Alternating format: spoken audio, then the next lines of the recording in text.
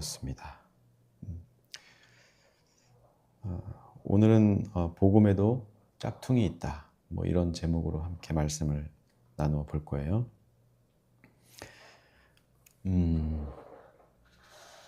잠깐만요.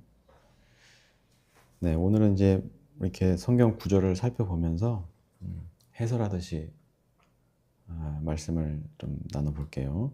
우리 고용석 청년도 출석해 주셨어요. 반갑습니다. 내가 생각해 보니까 한 2번 정도 커피를 쏜다고 하고 안 쏜 것 같아. 근데 지금 제가 기억력이 좀 떨어져서 그런가 오늘은 커피를 쏘겠습니다. 뭐 오시는 분들 맨날 똑같으니까 오시는 분들한테 커피와 이런 거 저런 거. 네, 그래요. 3절부터 11절까지 3절 한번 볼까요? 내가 마케도냐라고 그러죠. 마게도냐로 갈 때 너를 권하여 에베소에 머물라 한 것, 디모데한테 하는 거겠죠. 머물라 한 것은 사람들을 명하여 다른 교훈을 가르치지 말며, 사람들에게 다른 교훈을 가르치지 말라고 이야기한다는 것은 무슨 말이에요? 어떤 사람들은 다른 교훈을, 말하자면 교회에서의 교훈이 뭐겠어요? 뭐 율법이 될 수도 있고 복음이 될 수도 있겠죠. 다른 율법, 다른 복음, 다른 율법을 가르치려 드는 사람들이 있다 하는 겁니다. 이 얘기는 뭐냐면은 복음을 있는 그대로 이해하고 하나님 말씀을 있는 그대로 이해해서 사람들에게 가르치는 것이 아니라 자신의 생각과 자신의 선입견, 어쩌면 오해로 점철된 어떤 생각들, 신념들을 복음이라는 이름으로, 하나님의 말씀이라는 이름으로 가르치고 있었다는 거예요. 그래서 교회가 혼란에 빠질 수 있는 그 위기 앞에 있다. 이런 겁니다. 그렇게 하고 있었다는 것이죠. 그래서 복음 외엔 다른 복음이 없는 것이죠. 근데 한국 교회를 이렇게 살펴보면 복음이라는 어떤 이름을 내세우지만 정작 그 복음과는 반대되는 일들을 하는 경우가 적지 않습니다. 제가 늘 지적하는 것이고 또 이런 말씀을 계속 나누는 이유는 뭐 복음에 대한 여러분들이 제대로 된 이해를 하기 위한 것도 있겠지만 저 자신도 또 플로우 교회도 이 복음에서 본질에서 벗어나지 않고자 반복적으로 말씀드리는 거니까 피로감이 있을지 모르겠으나 이해해 주시기를 바라고요. 이 복음이라는 건 그렇잖아요. 결과적으로 보면 생명을 살리는 것이고 누군가 넘어진 사람을 일으켜 세워주는 일이죠. 그런데 이 복음이 어떤 사람을 평가하는 잣대가 되거나 평가하는 기준이 되면 안 되는 거예요. 뭐냐면 평가한다는 것은 그 사람의 가치를 한정적으로 한다는 것이죠. 100이라는 뭐 최고치가 있다 그러면 어떤 사람은 80, 어떤 사람은 50, 누구는 100 이렇게 나눠서 그레이드를 매긴다 하는 겁니다. 이게 반복음적이고 반기독교적인 것인데도 불구하고 교회 내에서 율법적으로 지켜왔던 어떤 교회 출석이라든지 헌금 생활이라든지 이런 것들로 줄을 세워서 충성된 성도, 그렇지 않은 성도 이렇게 나눠진 분위기를 감내하고 신앙생활 하시는 분도 많잖아요. 누군가를 평가하거나 누군가에게 어떤 상대적으로 조금 부족한 부분을 지적하기 위해서 율법이나 하나님의 말씀을 들이댄다 하는 것은 굉장히 잘못된 것인데 예나 지금이나 똑같다는 것이죠. 초대교회 당시에도 부흥을 하면 할수록 사람이 많아지면 많을수록 그렇게 오해하고 곡해하는 사람들이 필연적으로 나타나곤 했습니다. 그게 심하고 그 사람이 나름대로 어떤 사람을 끌어다니는 힘이 있다. 그러면 이제 별개로 나가서 이단이 만들어지는 것이고 그런 일들은 지금도 일어나고 있어요. 그래서 우리가 신천지나 여러 여타 이단들을 걱정하긴 하지만 사실 그거에 앞서서 그들을 막아야 된다 이런 활동보다는 교회가 제대로 된 교회가 되면 되는 거예요. 바른 복음 위에 서 있으면 교회가 그런 걸 두려워할 필요가 없거든요. 그러니까 지금 이단이 이렇게 창궐하는 것도 뭐 신천지 같은 집단이 활개를 치는 것도 어떻게 보면 교회가 그 건강성을 잃어버린 이유가 크다라고 말씀드릴 수 있는 거예요. 그래서 사도 바울도 각 교회들에게 이런 당부를 한 거예요. 다른 교훈을 전하는 사람들, 다른 복음을 말하는 사람들을 경계하고 교회를 지켜라. 이런 차원에서 마게도니아로 가는 그 와중에 에베소 교회 그런 겁니다. 아무튼 아무튼 이제 이거에 대해서는 지나가고 4절 한번 볼게요. 신화와 끝없는 족보에 몰두하지 말게 하려 함이라. 네, 신화는 뭐예요? 당시 그 고대의, 그러니까 예수님 이전의 고대라고 하잖아요. 그때쯤까지. 그 고대의 세계관은 신화가 바탕이 되는 세계관이었어요. 모든 세상을 이 여러 신들의 어떤 이야기, 서사를 통해서 이 세상을 이해했던 거예요. 만약에 농경의 신이 됐든 뭐 비의 신이 됐든 뭐든 간에 비가 오는 이유에 대해서, 또 풍년이 오고 흉년이 오는 이유에 대해서 이 신에 대한 어떤 이야기들.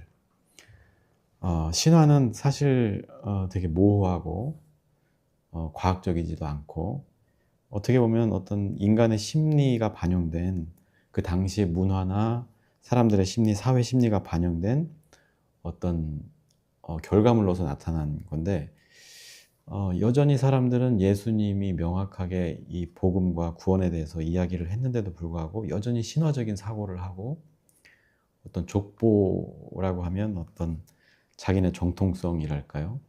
유대인으로서의 어떤 선민의식, 이런 선입견 가지고 여전히 그런 세계관으로 세상을 바라보니까 이 복음이 가져다 주는 가치, 모든 사람들이 공평하게, 공정하게, 또 평등하게 살아가야 한다는 기본적인 원리를 잊어버리게 하는, 이런 옛 습성에 아직 젖어 있다. 뭐 말씀 많이 드렸지만 당시에 유대교 전통이었던 할례 같은 거, 이런 것도 꼭 해야 된다. 예수 이후에는 사실 그게 필요 없어졌거든요. 그게 어떻게 보면 이스라엘 민족의 문화였고, 계속 지키고자 한다면 지켜도 상관은 없지만 지키지 않았다고 해서 구원을 못 받는 건 아니라는 거예요. 그래서 신화와 족보에 몰두하는 것, 과거의 관습에 머물러 있는 것, 또 기적을 찾아서 다니고 이런 상태에 머물러 있는 것을 경계해야 된다. 사도 바울은 그렇게 이야기를 하는 겁니다. 이 복음은 그 자체로 능력이 있어서 우리를 변화시키고 또 용서하고, 우리가 어디엔가 묶여있던 우리의 몸과 마음을 결박을 푸는 이런 기능을 가지고 있는 거예요. 세상에서는 등급을 나누고 너는 1등급이야, 너는 2등급이야, 3등급이야, 너는 꼴찌야, 너는 패배자야, 루저야 이야기할 수 있지만, 복음 안에 들어와 있는 우리 모두는 평등한 관계라는 것이죠. 대통령과 저 같은 자영업자가 또 사회적인 약자들이 어떻게 보면 같은 생명의 가치를 가지고 있는 것이죠. 그런데 우리 세계는 어때요? 교회를 다니든 안 다니든 우리가 가진 걸로 사람을 평가하고, 우리가 많이 배운 걸로 서로가 등급을 나누잖아요. 그래서 그로 인한 어떤 갈등과 편견, 오해, 그리고 그로 인한 어떤 사회적인 갈등의 어떤 비용들이 많이 발생하고 있는, 여러분들 성골진골 아시죠? 무슨 골품제라고 그래서 신라시대 때, 그게 신라시대에만 있었던 게 아니에요. 지금도 저도 이제 목사지만 이 한국 기독교 장로회 안에서도 성골과 진골이 있어서, 저는 이제 타교단에서 공부하고, 타교단이라고 하기보다는 무종파, 뭐라 그러죠? 초교파라고 그러죠. 초교파에서 공부를 하고 왔기 때문에 어떻게 보면 성골 진골도 아니고 그냥 백정이다. 나는 이게 농담처럼 이야기하고 다니는데 다행히 성골 와이프, 성골 장인어른을 만나서 그나마 약간 이쪽으로 좀 낀 정도랄까요? 네. 알게 모르게 그런 게 또 작용을 하고 있더라고요. 그래서 실제로 제가 와이프하고 결혼 안 하고 내가 기장에서 목사 됐으면 아무도 저를 챙겨주지 않았을 것 같아요. 아무튼 좀 딴소리를 했지만 이 복음 안에서는 이런 것들이 아무런 의미가 없다는 거예요. 그게 사람의 가치를 결정하는 것이냐. 내가 어떤 공부를 어디서 했든 어떤 과정을 거쳐왔든 내가 지금 하고 있는 이 상태를 우리가 서로 존중하고 사랑해야 되는데 인정해야 되는데 그러지 못한다는 거예요. 네, 그래서 이 교회 안에서든 밖에서든 이 복음을 이야기할 때 다른 복음, 다른 교훈을 전하려고 하는 사람들의 특징을 보면 이 복음을 제대로 이해하지 않고 이 복음을 율법적으로 해석하고 이해하는 바람에 외식하는 그런 특성들이 있어요. 겉으로 보여지는 것에는 아주 잘하는 사람들이죠. 특히 이런 걸 잘하는 사람들이 정치인이죠. 네. 요 복음이라는 거 이름만 떼고 그대로 정치판에 갖다 놓으면 똑같아요. 정치라는 것도 어떤 홍익인간의 가치로 사람을 이롭게 하기 위한 어떤 수단으로서 정치를 이용하는 건데 지금 해수부 이전 같은 거 문제에서도 저기 국민의힘 의원들이 부산에서 하는 말과 행동을 보면 참 이 사람들이 과연 사람을 이롭게 하고자 하는 마음이 있는가. 해수부 고맙긴 한데 그런 거 다 필요 없고 너 수사받아야 되고 이재명 수사받고 저 산업은행도 내놔라. 이 산업은행, 은행이라고 하는 거는 사실 주변 인프라가 굉장히 중요하거든요. 세계적인 은행들 보면 그 인프라가 잘 갖춰진 곳에 있는 것이 대부분입니다. 특히 본사. 그런데 산업은행을 이전한다는 게 쉽지가 않고, 네. 그나마도 현실적인 대안으로 해수부 이전, 그것도 이제 나중에 북구 항로 개척을 위해서 전략적으로 하는 건데, 거기다 대놓고 딴지 걸면서 우리 부산 시민은 지원금 안 받아도 된다. 이런 막말을. 네. 교회 아니든 바깥이든 뭐 수준은 다 비슷한 것 같아요. 세상의 수준이 그렇다면 어떻게 보면 교회 안도 그 수준이 비슷하다. 이 교회라는 것은 그래서 늘 자신을 돌아보고 객관화하는 그 훈련을 하는 거예요. 예배를 통해서 또 말씀 묵상을 통해서 그런 것들을 하는 공동체다. 그래서 이런 이야기를 하는데 주저함이 없어야 되고 불편함이 없어야 하는 거예요. 제가 오늘은 조금 자유롭게 이야기를 하다 보니까 막 늘어질 것 같네요. 좀 빨리 끊으려고 했는데. 아무튼 그 당시에는 이제 그런 게 있었어요. 유대인이냐 유대인이 아니냐. 이런 걸 되게 중요시하고 유대인 흉내라도 내려면 할례를 받아라. 또 유대인의 율법을 너희도 지켜라. 다른 나라 문화권에 가서 다른 나라 뭐 고린도나 어디나 이런 사람들에게도 이스라엘의 율법을 지금으로 말하자면 헌법이죠. 헌법을 따르라. 이게 말이 안 되잖아요. 그러니까 어느 나라 어느 민족이냐는 중요한 게 아닌 것이죠. 네. 이 사람이 어떤 능력을 가지고 어떻게 생겼고 그게 중요하지 않다는 거예요. 다 평등하다는 거예요. 노동자, 여성, 장애인, 소수자, 성소수자, 이방인 할 것 없이 모두 귀하다는 인식을 우리가 가져야 돼요. 특히 우리나라 초반에 해외 근로자들 저 어려운 나라에서 와가지고 얼마나 착취 많이 당하고 폭력에 시달리고 했어요. 그때는 그게 당연하다고 생각했을지 모르겠지만 특히나 믿는 사람들, 하나님 믿는 사람들이라고 한다면 아무리 그 어려운 나라에서 와서 우리나라 일자리 빼앗고 돈을 다 가져가는 것처럼 생각하는 사람도 있지만 그 사람들이 있기 때문에 이 부족한 노동시장을 채울 수 있다. 그것으로 우리의 GDP를 올리고 지금 10위권의 경제 대국이 될 수 있었다는 것을 인식해야 되는 거예요. 그래서 늘 우리는 유기적으로 연결되어 있고 서로가 서로에게 영향을 주고받는 그러니까 서로에게는 없어서는 안 될 존재고 서로 존중받아 마땅한 사람들인데 꼴랑 조금 권력 차지했다고 해서 돈 좀 벌었다고 해서 누군가를 무시하고 폄하하고 없는 사람 취급한다든지 괴롭힌다든지 이러면 안 된다는 것이죠. 그런데 그 초대교회 당시에도 이런 사람들이 존재했다는 거예요. 네, 그렇습니다. 5절 쭉 이어서 가보죠. 그래서 이 교훈의 목적은 청결한 마음과 선한 양심과 거짓이 없는 믿음에서 나오는 사랑이다. 그러니까 이 믿음이라고 하는 것은, 복음이라고 하는 것, 구원이라고 하는 것은 결국에는 사랑인 거예요. 네, 사랑이 필요하다. 용서가 필요한 사람들. 사랑받지 못해서 괴로운 사람들, 아픈 사람들, 가난한 사람들, 또 용서가 필요한 죄인들. 이런 사람들을 용서해주고 구원해주는 것이 이 복음의 목적인데, 이 복음이라는 걸 가지고 다른 목적으로 사용하고 있다. 아까 얘기했던 것처럼 누군가를 평가하는 잣대로 사용하고 있다든지, 자기 자신을 높이기 위해서 나는 이렇게 복음을 잘 따르고 이해하고 있어. 그러니 너희들은 나를 추앙해야 돼. 이런 사람들 많죠? 뭐 정광훈 목사라든가 많습니다. 네. 지금 이거를 지적하고 있는 거. 이게 제가 말씀을 보면서도 야, 어떻게 사람은 2000년, 3000년이 지나도 이렇게 똑같을 수 있을까? 원래 이런 것인가 보다. 그래서 더더욱 이 구원과 복음이 우리에게 필요한 것이구나. 네. 뒤에 이제 말씀 나오지만 이 복음, 율법이라고 하는 것은 죄인에게 필요한 것이다. 이렇게 밑에 표현하고 있거든요. 아까 성경봉도 했죠.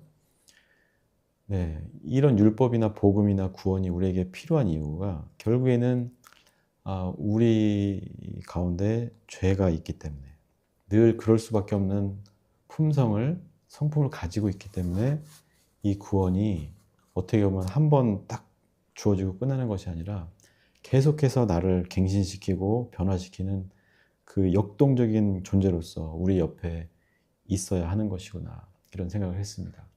그래서 6절에 사람들이 이에서 벗어나 헛된 말에 빠진다. 율법의 선생이 되려 하나 자기가 말하는 것이나 자기가 확증하는 것도 깨닫지 못한다. 그러니까 복음이라고 하는 것 제가 몇 주 전인가도 말씀드렸지만 목사님도 설교하는 거나 이렇게 들어보면 다 비슷비슷해요. 다 맞는 말이고 다 옳은 말인데 그런 것들이 결국에는 자기 삶과 이어지지 않고 결과로서 어떤 이것이 복음이다. 이것이 예수님의 부활이다. 라고 할 수 있는 것들이 나타나지 않을 때 그럴 때가 많죠. 그래서 자기가 하는 말이 이 복음이 자기도 잘 이해하고 있는 것인지 아는 것인지 모를 수도 있다. 7절에 그렇게 말을 하고 있는 거예요. 그래서 이제 제가 좀 전에 얘기했던 것처럼 8절에 이거 아니네요. 그런 율법은 사람이 그것을 적법하게만 쓰면 선한 것이다. 율법을 적법하게 쓴다는 게 뭐겠어요? 성경 안에도 여러 가지 말들이 있어요. 어떤 우리의 행동을 제약하는 말들, 술에 취하지 말라든가, 뭐 하지 말라, 이거 하지 말라, 저거 하지 말라는 말들이 많은데, 이거를 단순하게 만약에 술을 예로 들어볼게요. 저도 가끔 맥주를 한 잔씩 하고 하지만, 술을 예를 들어보면, 술을 먹지 않고서는 견딜 수 없는 사람들도 있어요. 저도 가끔 견딜 수 없이, 시원한 거 한 잔 먹고 싶다. 뭐, 그거는 아니지만, 특히 이제 뭐 밭일을 하거나 노동을 하시는 분들, 점심 밥 드시면서 막걸리 한 잔, 그 사람들에게는 얼마나 그게 큰 힘이 돼요. 이런 것까지 모두 다 통틀어서 술은 안 된다. 이렇게 말할 수 없다는 거예요. 적법하게 쓴다는 것은 결과적으로 율법이라고 하는 것, 구원, 복음이라고 하는 하나님 말씀이라고 하는 것은 그 목적이 분명하고 사람을 살리고 사랑하는 데 있다. 근데 이것을 벗어나면 오히려 그것으로 사람을 평가하고 그 사람의 죄를 드러내기 위해서 들이대는 것이라면 그거는 율법을 잘못 사용하고 있는 것이다 하는 것이죠. 네. 이런 일들이 너무나 많이 일어나고 있어요, 사실. 저는 어지간하면 이제 성도들에 대해서 평가를 안 하려고 하고 실제로도 하진 않는 것 같아요. 속으로만 생각하고 가까운 와이프나 누구한테나 얘기를 할 수는 있겠지만 뭐 신앙생활을 잘하고 못하고 이런 거는 크게 저한테 중요한 게 아니고 이 사람이 하는 말이 항상 뭐 사랑을 얘기하고 복음을 얘기하고 구원을 얘기하면서 거기에 나타나는 행실이나 결과들을 보면 그렇지 않은 경우들이 많거든요. 거기에 대해서는 제가 뭐 비판도 하고 잘못됐다 이야기하기도 합니다만, 이 율법이라고 하는, 어떻게 보면 칼이라고 표현해 보면, 잘 쓰면 사람을 살리는 의사들이 쓰는 메스가 될 수 있는 거고, 잘못 쓰면 강도가 쓰는 흉기가 될 수 있다는 것을 지금 4절에 8절에서 말하고 있습니다. 아무튼 그래서 하나님의 말씀을 들어도 사람들은 쉽게 헷갈리고 헛된 말에 미혹이 돼요. 그래서 여러분들도 말씀 읽는 것을 게을리하면 안 됩니다. 말씀 읽는 게 힘들다 그러면, 제가 말을 빨이 좋은 건 아니지만 제 설교도 한 번씩 이렇게 들어보시면서 그거를 다 받아들이라는 게 아니라, 이 사람은 성경을, 복음을 이렇게 이해하고 있구나. 그리고 그렇게 이해해서 세상을 이런 식으로 바라보고 있구나. 나는 생각이 좀 다른데 이런 시간이라도 좀 가져야 된다 하는 겁니다. 그래야 남들에게 현혹되거나, 우리 성경에 표현한 대로 미혹되는 일이 없는 거예요. 신천지에 미혹되는 이유가 뭐겠어요? 자기가 스스로 생각하고 사고할 능력이 안 되거나 그럴 의지가 없는 거예요. 그러니까 남의 말이나 논리에 그냥 쉽게 현혹되고 넘어가는 것이죠. 율법은 자기를 비출 수 있는 거울은 될 수 있지만 그것이 우리를 깨끗하게 하거나 구원에 이르게 하는 건 아니에요. 다만 내가 지금 어느 자리에 어떻게 서 있고 나의 이 몰골이 어떠한가를 비춰볼 수 있는 거울은 될 수가 있는 것이죠. 그래서 이 율법에 대해서도 우리가 잘 알아야 되고, 성경의 말씀들, 뭐 하지 말라, 뭐 하지 말라는 것들도 우리가 잘 이해하고 실천하려고 노력은 해야 하는 거예요. 그러나 그것이 전부가 아니라, 이 일을 통해서 내가 하나님의 사랑을 경험하느냐, 또 그 사랑을 남들에게 경험시켜 줄 수 있느냐, 이것이 중요한 문제다. 그래서 율법은 적법하게 써야 되는 도구고, 율법을 통해서 사랑이라는 목적을 달성해야만 우리는 바리새인이나 이런 사람들처럼 외식하는 사람이 되지 않을 수 있다는 걸 우리가 기억해야 돼요. 9절 볼게요. 알 것은 이것이니 율법은 옳은 사람을 위하여 세운 것이 아니오. 아까 말씀드렸죠. 오직 불법한 자와 복종하지 않는 자와 경건하지 않은 자, 죄인, 또 살인하는 사람, 음행하는 사람, 남색, 이건 동성애를 얘기하는 거겠죠. 또 인신매매하는 사람, 거짓말하는 사람, 기타 바른 교훈을 거스르는 자를 위하는 것이다. 이 교훈은 내게 맡기신 바 복되신 하나님의 영광의 복음을 따름이니라. 네. 율법은 악한 사람들 때문에 생긴 거다. 제가 예전에 십조근법도 한번 얘기했죠. 고조선에 십조근법이 왜 있었어요? 10가지, 사람을 죽이면 사형으로 다스리고, 도둑질하면 팔을 자르고, 정확하게 기억은 안 나지만 10가지 다 비슷한 거예요. 십계명하고 비슷합니다. 이런 법이 왜 만들어졌을까? 살인하지 말라고 하는 법은 살인하는 사람이 있기 때문에 그 법이 존재하는 거예요. 율법이 존재하는 이유는 그 율법에서 벗어난 삶을 사는 사람들이 분명히 있기 때문에 이 법이 존재하는 거예요. 그래서 우리가 무시할 건 못 돼요. 다만 그것을 악용하면 안 된다는 것이죠. 그래서 불법을 행하는 자라든지 죄인들, 이런 사람들을 위해 필요한 건데, 그들이 오히려 율법을 가지고 율법이라는 칼날을 마음대로 휘두르는 거예요. 내란 세력도 말하자면 나라의 헌법을 가지고 지 맘대로 해석하고 자의적으로 해석하고 인식해서 마음대로 하려고 하다가 지금 다 심판받고 있고 조사받고, 이제 몇 명이 감옥에 가서 곡소리가 날지 우리는 천천히 그냥 재밌게 보기만 하면 되는 상황입니다만, 네, 그래서 이렇게 율법을 가지고, 또 교회 내에서 특히나 서로가 서로의 신앙에 대해서는 이야기하지 않는 게 좋아요, 사실. 내가 저 사람을 보고 저렇게 신앙생활하면 안 되겠다, 이렇게 반면교사만 삼으면 됐지, 누군가를 비판하고 하기 시작하면 이 교회는 지옥이 되는 것이죠. 교회뿐만 아니죠. 우리가 가진 신념이나 나름대로 어떤 의식들이 있을 텐데, 이것을 지키기 위해서 남에게, 특히 가족에게 강요한다는 거, 이거 굉장히 위험한 일일 수 있다 하는 겁니다. 또 그런 사람이 선생이거나 어떤 리더거나 했을 때 그 사람들이 다루고 있는 사람들을 그런 식으로 대한다고 했을 때 굉장히 비극이 아닐 수가 없죠. 이 율법을 들고 네가 잘했네 못했네 하는 거 굉장히 위험한 일이다.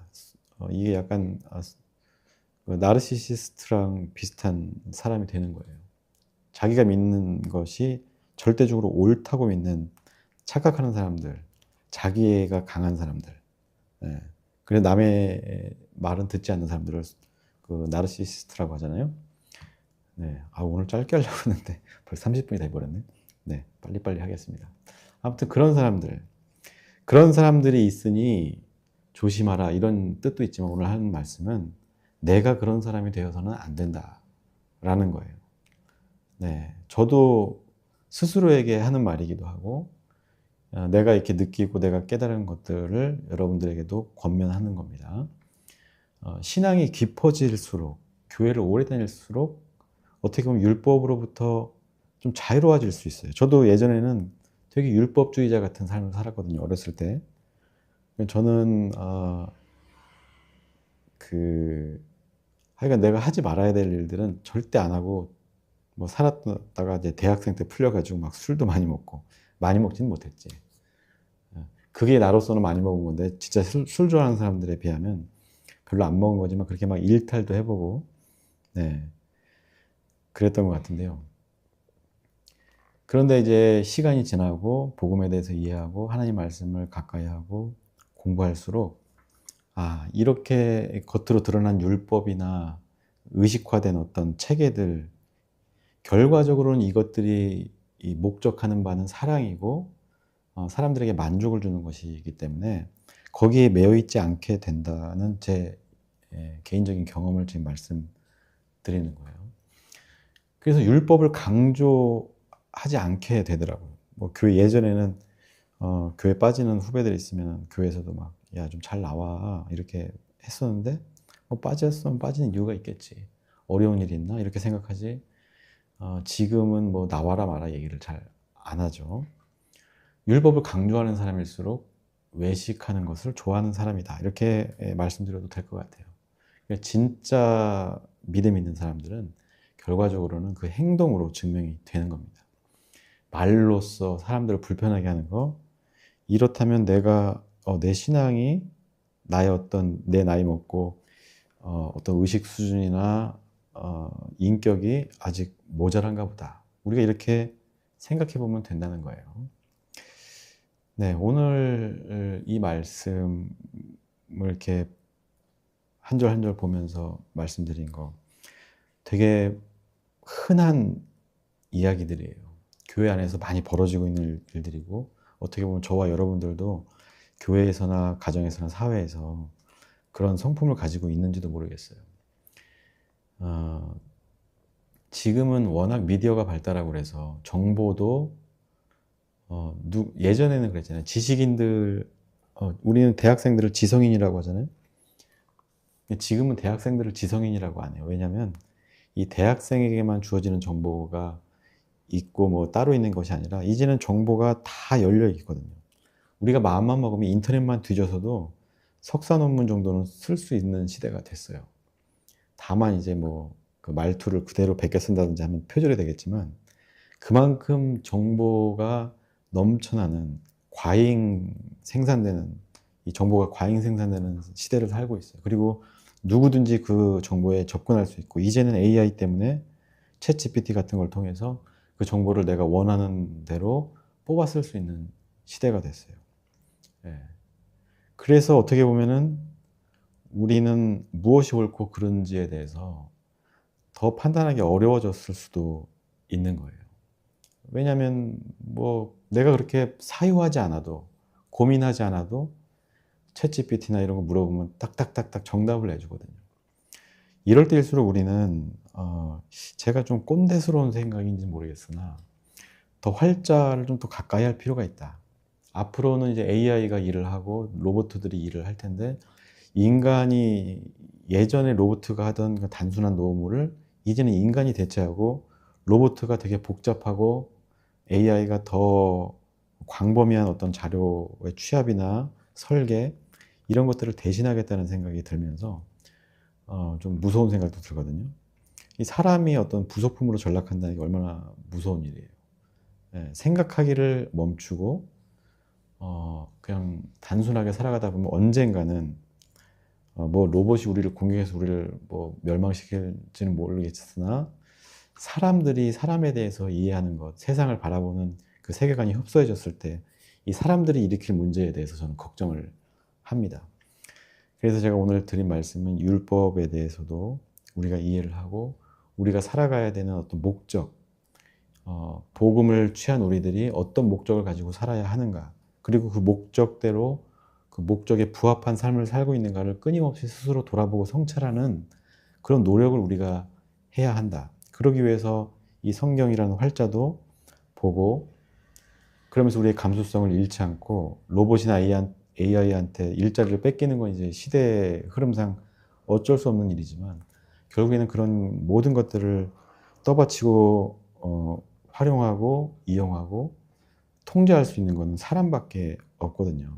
그 시대가 되면 우리가 어떤 모습으로 어떤 교회로 남을 수 있을 것인가. 저는 좀 이른 걱정이 아닌가 싶긴 하지만 이런 걱정을 해봤어요. 사람은 늘 2000년 전이나 지금이나 똑같아요. 율법을 오해하고 율법을 수단 삼아서 자신의 신념을 관철시키려고 하는 이런 어떤 죄악 속에 있습니다. 그러나 우리가 우리의 한계를 인정하고 각 객관화를 통해서 내가 어떤 상태에 있는지 끊임없이 성찰해야 돼요. 그래서 이럴 때일수록 더욱 기도하면서 하나님의 뜻이 무엇인가를 알기 위해서 노력해야만 앞으로 AI 시대에 우리가 살아남을 수 있다. 그래서 다른 교훈이나 다른 복음이 우리의 삶을 망가뜨리지 않도록 스스로 우리가 늘 돌보고 성찰해야 되는 거예요. 안 그러면 이제 AI, 요즘 목사들도 챗GPT한테 물어봐서 설교 쓰는 사람 꽤 많을 거예요. 아마도 이미 제가 개인적으로 들은 바가 몇 명 있는데 이렇게 했더니 이렇게 훌륭한 걸 뽑아줘서 나는 수정만 좀 해서 한다라고 고백하는 목사도 있었습니다. 네. 목사조차도 이렇게 생각하기를 그만두는 시대에 어떡하겠어요. 네. 세상이 그렇게 돌아가고 있지만 우리가 이 복음의 가치, 이것은 우리가 잊지 말아야 한다. 그래야 이 세상을 지킬 수 있고 나를 지킬 수 있다는 사실 여러분들이 꼭 기억했으면 좋겠어요. 순수한 이 복음의 열정만이 이 어떻게 보면 망가졌다고 표현하기는 좀 뭐하지만 AI가 판치고 전쟁의 소용돌이 속에 있는 이 인류를 구할 수 있는 그 사랑을 회복하는 유일한 것이다. 그 열정만이. 그 열정이라고 하는 것은 그냥 우리가 배운다고 생기는 것이 아니라 우리가 적극적으로 받아들이고 이해하고 깨닫고 그것이 내 생활로 드러났을 때 그 열정이 더 뭐라고 그러죠? 이렇게 더 확산된다고 그럴까요? 그럴 수 있는 것이거든요. 그래서 여기 모인 우리 플로우교회 공동체, 이 사람들은, 저와 여러분들은 이 복음으로 여러분들 스스로는 물론 여러분들의 가정과 또 이 지역과 나라에 큰 어떤 중심을 잡는 그런 존재가 되었으면 좋겠어요.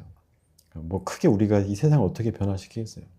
그러나 다만 우리라도 이런 각박한 시대에, 척박한 시대에 이 복음이라고 하는 것, 사랑이라고 하는 가치를 움켜쥐고 살면서 우리가 비록 지금 좀 어렵고 힘들더라도 이 세상의 작은 빗줄기가 될 수 있기를 바라는 마음으로, 또 안타까운 마음으로 오늘 이 말씀을 한번 같이 나눠봤습니다. 우리 모두 그 복음으로 변화되고 또 이 세상을 변화시키는 그 중심에 서는 저와 여러분들 되기를 주님의 이름으로 축복하면서 말씀 마치도록 하겠습니다.